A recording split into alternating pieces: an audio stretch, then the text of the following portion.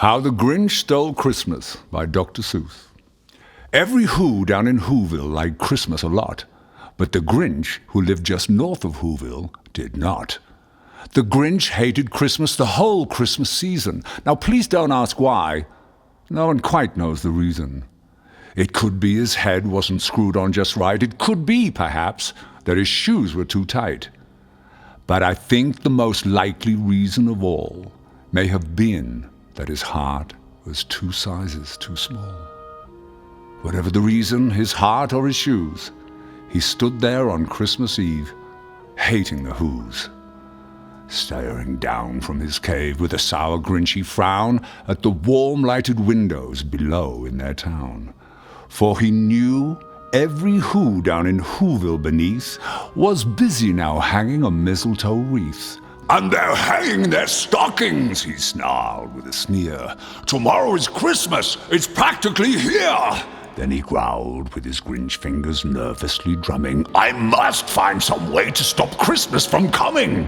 For tomorrow he knew all the Who girls and boys would wake bright and early, and they'd rush for their toys. And then, oh the noise, noise. There's one thing he hated, the noise.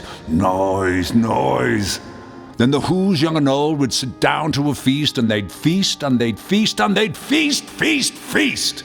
They would feast on Who pudding and rare Who roast beast, which was something the Grinch couldn't stand in the least. And then they'd do something he liked least of all. Every Who down in Whoville, the tall and the small, would stand close together with Christmas bells ringing. They'd stand hand in hand, and the Whos would start singing. They'd sing, and they'd sing, and they'd sing. And the more the Grinch thought of this Who Christmas sing, the more the Grinch thought, I must stop this whole thing. Why, for 53 years I'd put up with it now. I must stop this Christmas from coming. But how? And then he got an idea, an awful idea. The Grinch got a wonderful, awful idea. "I know just what to do," the Grinch laughed in his throat, and he made a quick Santa Claus hat and a coat, and he chuckled and clucked, "What a great Grinchy trick! With this coat and this hat I'll look just like Saint Nick. All I need is a reindeer." The Grinch looked around, but since reindeer scarce, there were none to be found.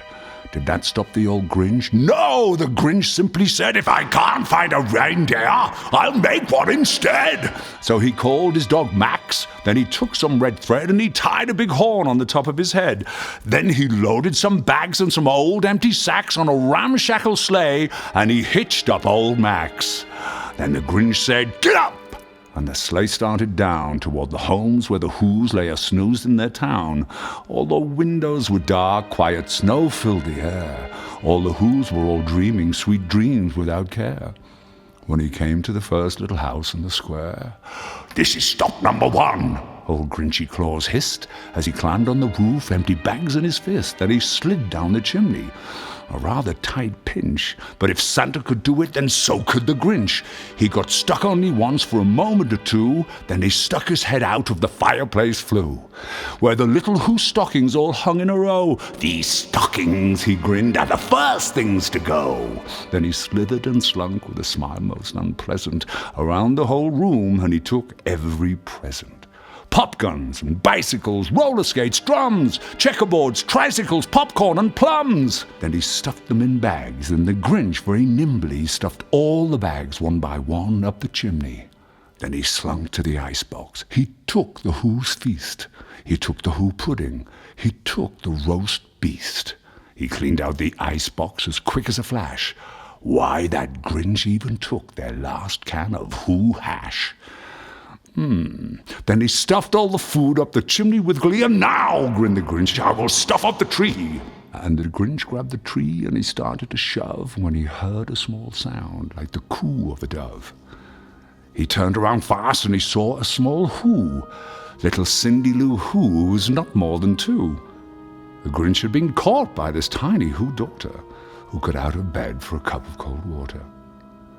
She stared at the Grinch and said, "Santa Claus, why? Why are you taking our Christmas tree? Why?" But you know that old Grinch was so smart and so slick, he thought up a lie and he thought it up quick. "Why, my little sweet tot," the fake Santa Claus lied, "there's a light on this tree that won't light on one side, so I'm taking it home to my workshop, my dear. I'll fix it up there, then I'll bring it back here." And his fib fooled the child, and he patted her head, and he got her a drink, and he sent her to bed. And when Cindy Lou Who went to bed with her cup, he went up the chimney and stuffed the tree up. Then the last thing he took was the log for their fire. Then he went up the chimney himself, the old liar. On the walls he left nothing but hooks and some wire. And the one speck of food he'd left in the house was a crumb that was even too small for a mouse. Then he did the same thing to the other Who's houses, leaving crumbs much too small for the other Who's mouses. It was 15:15 dawn, all the Who's still abed, all the Who's still a-snooze, when he packed up his sled, packed it up with their presents, the ribbons, the wrappings, the tags and the tinsel and the trimmings and the trappings. 3,000 feet up the side of Mount Crumpet, he rode with his load to the tip-top to dump it. Pooh-pooh to the Who's he was grinchiously humming. "They're finding out now that no Christmas is coming.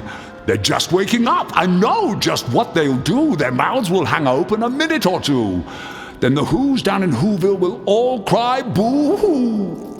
"That's a noise," grinned the Grinch, "that I simply must hear." So he paused, and the Grinch put his hand to his ear. And he did hear a sound rising over the snow. It started in low, and then it started to grow. But the sound wasn't sad. Why, the sound sounded merry. It couldn't be so, but it was merry, very. He stared down at Whoville, the Grinch popped his eyes. Then he shook. What he saw was a shocking surprise. Every Who down in Whoville, the tall and the small, was singing without any presents at all. He hadn't stopped Christmas from coming. It came! Somehow or other, it came just the same. And the Grinch, with his Grinch feet ice cold in the snow, stood puzzling and puzzling. How could it be so? It came without ribbons, it came without tags, it came without packages, boxes, or bags. And he puzzled 3 hours till his puzzler was sore. Then the Grinch thought of something he hadn't thought before. "Maybe Christmas," he thought, "doesn't come from a store. Maybe Christmas, perhaps, means a little bit more." And what happened then? Well, in Whoville they say that the Grinch's small heart grew 3 sizes that day. And the minute his heart didn't feel quite so tight, he whizzed with his load through the bright morning light.